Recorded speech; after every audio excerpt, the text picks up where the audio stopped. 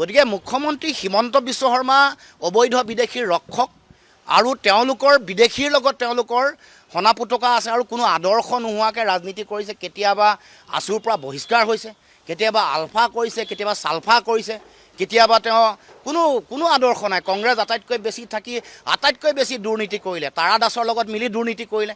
তেওঁৰ পৰিয়ালৰ মানুহে কেনেকৈ চাকৰি পালে, তেওঁ যিবোৰ এতিয়া হিমন্ত বিশ্ব শৰ্মা গেঙৰ মানুহ সেইসকলে কেনেকৈ চাকৰি পালে, মহন্তকে ধৰি বিভিন্ন মানুহে কেনেকৈ চাকৰি পালে, এইবোৰ কথা সকলোৱে জানে। গুৱাহাটী বিশ্ববিদ্যালয়ৰ যিসকল PGSU মানুহ আছিলে তেওঁলোকক কেনেকৈ চাকৰি দিলে, এনেকৈ চিঠি লিখি এইবোৰ চবেই জানে। অসমত দুৰ্নীতি কৰা, অসমত সাম্প্ৰদায়িক ৰাজনীতি কৰা, অসমত অবৈধ বিদেশীৰ বোজা জাপি দিয়াত সমৰ্থন দিয়া মূল ব্যক্তিগৰাকী হিমন্ত বিশ্ব শৰ্মা। তেওঁ কথা কোৱাৰ, অসমৰ মানুহৰ আগত কথা কোৱাৰ কোনো নৈতিক অধিকাৰে নাই আৰু তেওঁৰ কথাৰ মূল্য অসমৰ ৰাইজে দিব নালাগে। কেৱল মাত্ৰ মুখ্যমন্ত্ৰীৰ আসনখনত থকাৰ কাৰণে মানুহে তেওঁৰ কথা শুনে, কিন্তু মুখ্যমন্ত্ৰী আসনখনৰ কোনো গৰিমা নাইকিয়া কৰি দিছে। যি টি কথা কয়, যি টি প্ৰলাপ বকে আৰু যেতিয়াই তেতিয়াই যি টি কথা কৈ অসমৰ ৰাইজক বিভ্ৰান্ত কৰিব খোজে। গতিকে তেওঁৰ যিবোৰ কথা কৈছে এইবোৰ কথাৰ কোনো মূল্য নাই আৰু যিগৰাকী মানুহে ব্যক্তিয়ে কথা কৈছে সেইগৰাকী 25 বছৰ কংগ্ৰেছত থাকি চব উদৰ পূৰাই খালে চাৰিওফালে। যিমান যি কমিশ্যন ৰাজ, দুৰ্নীতি, সিন্ডিকেট, কয়লা সিন্ডিকেট, যিমান যি আছে, গৰু সিন্ডিকেট, সকলো আৰম্ভণি ক'ত কৰিছে কংগ্ৰেছত। সাৰদা, লুই বাৰ্জাৰ এইবোৰ আমাৰ বিভিন্ন কেলেংকাৰীত ফচাৰ পাছত, ডিমা হাছাও কেলেংকাৰীত ফচি জেললৈ যাব লাগিব বুলি কোৱাৰ লগে লগে বেলেগে বিজেপিৰ মানুহে মাতি আনি দম দিয়াৰ কাৰণে তুমি বিজেপি কৰিবানে, তিহাৰ জেল তোমাৰ এড্ৰেছ হ'ব, এইবুলি কোৱাৰ পিছত পাত বেঙৰ জাপ মাৰি পিনে বিজেপিলৈ গৈছে। গতিকে এইবোৰ কথাৰ কোনো গুৰুত্ব নাই।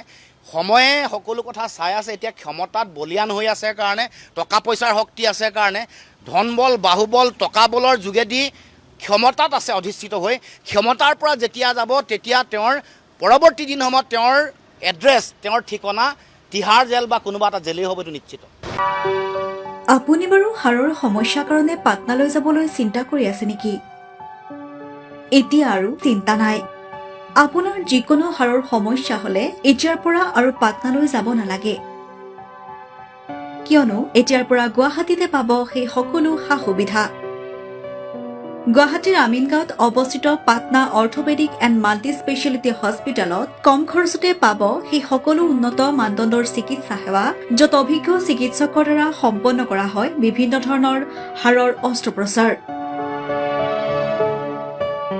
বৰ্তমানলৈকে 3000তকৈও অধিক ৰোগী সুস্থ হৈছে।